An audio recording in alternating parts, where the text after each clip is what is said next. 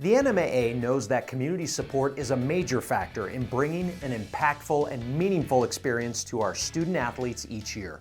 In recognition of that support, the NMAA would like to thank TLC for their valued sponsorship of this year's preseason video. Hi, I'm Dale Armstrong from TLC, and we're proud to be a supporter of NMAA. We're headed into a new year, and I know you're ready to take this season by the horns and get back in the game. But this year, you have to do more than just get back in the game. You've got to stay in the game. Put your best foot forward every single day. Stay true to your values. Practice until it's perfect. Work as a team. And remember to have fun.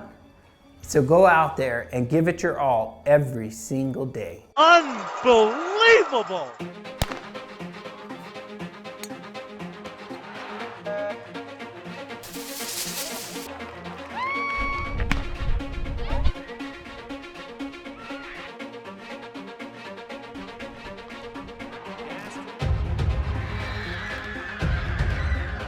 Hi, I'm JP Murrieta with the New Mexico Activities Association. Last year reminded us of the importance of high school sports. Workouts and competitions stimulate and engage students. Through sports, we find a sense of belonging. We're taught how to work as a team and overcome adversity, something we all accomplished last year. Last year was difficult, but I'm very, very excited that the 21-22 school year is upon us. We're starting out the school year normal as can be. We have a full slate of games. The seasons are going to be just like they were back in 1920 school year, and I'm excited. We just have to continue to focus in on the positives through that because kids are able to play. It's a new season and scholastic eligibility is still a priority. What are the academic requirements for student athletes to participate? And like you just said, it is a priority. We are student athletes and students first. The board of directors last spring voted on that we are going to go back to what we call normal for scholastic eligibility to begin the fall semester. So the student athletes must have a 2.0 and no Fs from the previous semester grades. And if they do have one F, they can use a cumulative provision. And with the cumulative provision, if they have a 2.0 or above cumulatively, then they are eligible. Now the students had a time to go to summer school to get their grades up. So we have to look at those grades. The athletic director will make sure that they're scholastically eligible. And if they are not, then they need to make sure that they have a 2.0 and no Fs at the next marking period, which is 6 weeks or 9 weeks, in order to get their eligibility back. What do parents and student athletes need to know when it comes to physicals this year? Well, for the 2021 school year, our board of directors allowed us to revert back and use the 1920 physicals. So the student athletes for this year did not have to have a physical. Therefore, we need for the 21-22 school year to have a physical dated after April 1st. If it is dated after April 1st, then they can use it for the whole entire school year. Now, I know I'm going to get the question as, well, we just got a physical recently for last school year. I know maybe your provider may not be able to do the physicals. However, we do have corporate sponsors that will do physicals at a cheap rate for those student athletes that are not able to get a physical by their provider. The question everyone wants to know for this season, what is the latest update with any sort of mask mandate? You know, the governor's office and the public education department just came out with a brand new toolkit. And within that toolkit, all students, parents, teachers, athletes, everybody must mask wear indoors, whether they're vaccinated or unvaccinated. And that also includes spectators. So when we have an event in the fall, such as volleyball, every spectator is going to have to mask wear, and the athletes, the coaches, and officials. Now, the mask mandate did not change for outdoors. So all the athletes, when they are outdoors competing, practicing, they do not have to wear masks if they're vaccinated or unvaccinated. However, when they step into the building, such as a locker room or a weight room after practice, they will then all have to wear masks. What if someone is exposed to COVID-19? What are the quarantine guidelines? You know, as far as the governor's office and the public education department and their guidelines for our schools, student athletes who are exposed to COVID-19 who are in close contact will have to quarantine. The difference this year than last year is those that are vaccinated do not have to quarantine, and the unvaccinated will have to quarantine for those 10 days if they are in close contact. For student athletes, the close contact is 3 feet for a 15-minute period over 24 hours. What are the COVID guidelines when it comes to transportation and overnight travel?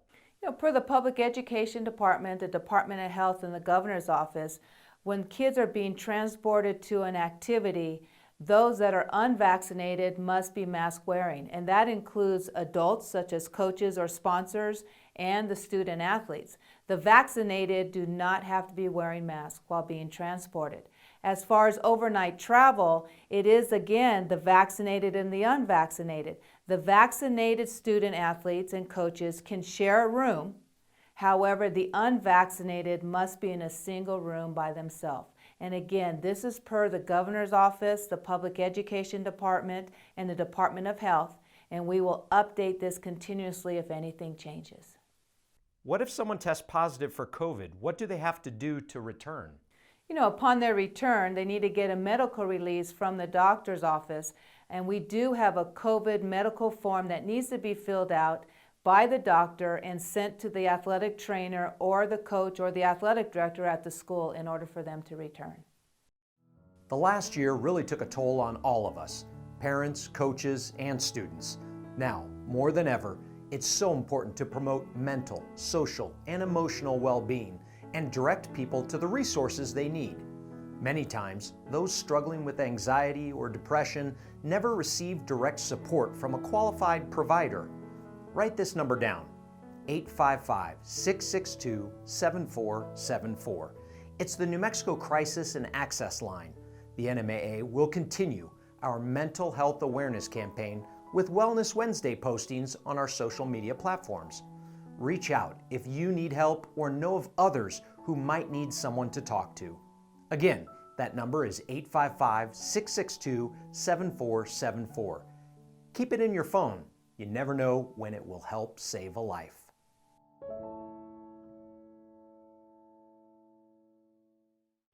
It's a new year and a new season, but the goal to compete with class stays the same. We want our students, coaches, and parents to follow the values of respect, integrity, and responsibility. We spent so much of last year just trying to get our students and schools out there competing again, and now it's time to get back to the basics, so to speak, and remind everyone what education-based athletics and activities are all about. Sportsmanship is a big part of this. Our Compete with Class initiative focuses on respect, integrity, and responsibility, and these core values can help ensure our students are having positive experiences while they're out there competing. Coaches and students, play by the rules. Recognize your teammates and opponents for their abilities and achievements, and be accountable for your actions. Parents and fans, keep it in perspective. Remember, it's a game. Let's build a positive environment for the athletes to bring out their best. High school sports provide lasting memories and life lessons.